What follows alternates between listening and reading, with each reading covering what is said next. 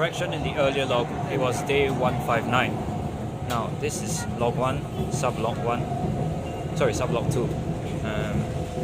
We're supposed to be headed out to Yishun. I'm supposed to be headed out to Yishun right now, but which I am, yes. I'm on the red line. Now JH, she's supposed to be reaching JH. Haidilao is supposed to be reaching SingPost at around before 7, since that's the time that they close. But she apparently missed her bus and forgot her card, her EZ-Link card. So now she's going back to take it, and she's gonna waste more time. But I think it will be some amount of buffer, because it's gonna take me at least 10 minutes to get there lah. In any case, hopefully all should be good, not too much delay, and I can find the SingPost before she does. Then at least, you know, all will be in good time lah. So talking about gig venues, there are actually a few of them that remaining here lah, but they're mostly in the town area. A few maybe in the slightly more suburban areas, suburban residential areas such as Bedok, Aljunied. Okay, maybe Aljunied not so much, and maybe on the west side, such as the Frontier CC. But most of these are open mics and not so much paid gigs themselves. And if we're talking about performances most of the time, many people, I can certainly say that many people will only think about the bar gigs, where it's mostly just acoustic performances, the acoustic duos.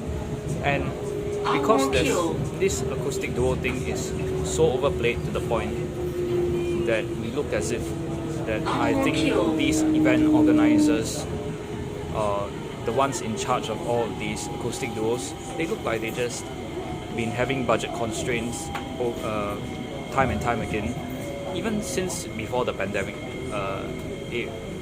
time. And then at the same time, it's actually because of commercial appeal and stuff like that. Commercial appeal, yes, or the visual appeal as well, and because of the low maintenance setup, sound check, and these kind of factors that are the most obvious to state for them, such that, you know, they don't waste too much time lah. That can't be avoided. It's a hard one to debate. But if you want to talk about building a proper arts culture and showcasing a wider array of variety of performances, then there shouldn't be a discrimination against having bands. Okay, maybe not discrimination, but having too many acoustic duos doesn't necessarily point to variety. In essence, if I'm going to be sitting through an entire night of acoustic duos and there's no band playing around, it will be okay, but it's not necessarily entertaining or anything that will stand out. Maybe in the end, it's no different from just coming out from work and just wanting to go to any random performance, no matter where you are, you know, just solely for the entertainment, and not so much on the artistic or creative aspect of music. And for musicians wise, it is something that shouldn't be done in the long run, I feel. So we're gonna deviate from that by sticking to acoustic. Sorry, not sticking to acoustic, but sticking to band. But we can do both unplugged and plugged in, of course. That means acoustic and full band. We just choose to do acoustic first because band is easy to play for almost anyone here, as long as they have the tenacity, the zeal, whatever it takes to be able to do it, and just a little bit of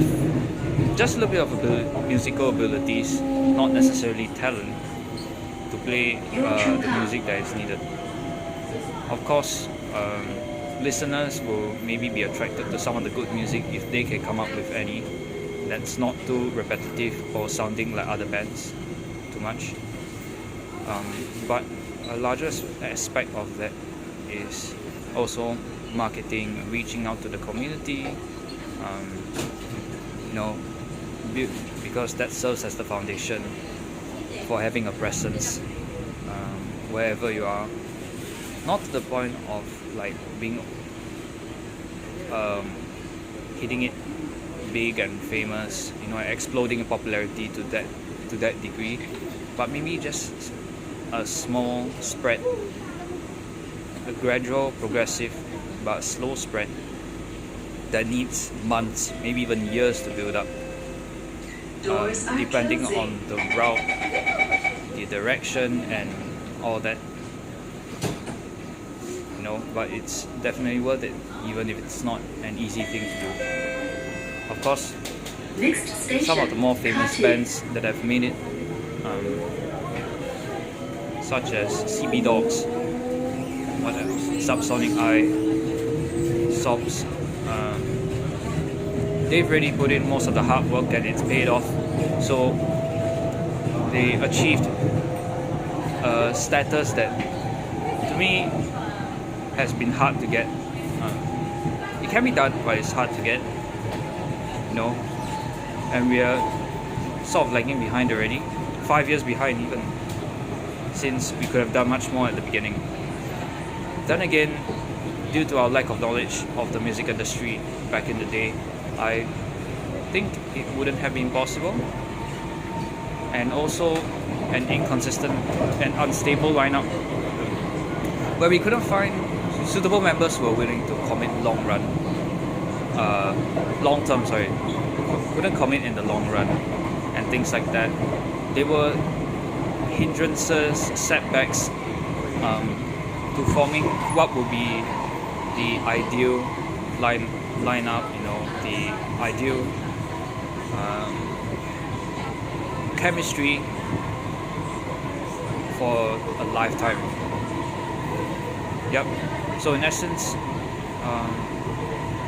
doing music is one of the toughest routes. It's not as, how's the word, lucrative, sorry. It's not as lucrative as other professions. But I find that when done well and done right, it is unique, and it doesn't have to be boring. You know, it can lead to the journey to success entails a lot of setbacks, a lot of things to learn, much like any other profession, just that you don't earn as much, just that talking about earning money is not really part of the whole benefits, but there'll be a different sense of fulfillment. So music is not one for the money faces. It's one for those who are looking for a sense of a different fulfillment, the one that cannot be earned by a whole ton of money. So that's it for now. This is by far one of the longest sublogs that I've done, I think. And also, I don't usually do sublogs of video, but this is it lah. Whew. And that's how bad the rain is out there. That's how fast the MRT is going. Almost like a sense of danger. Whew.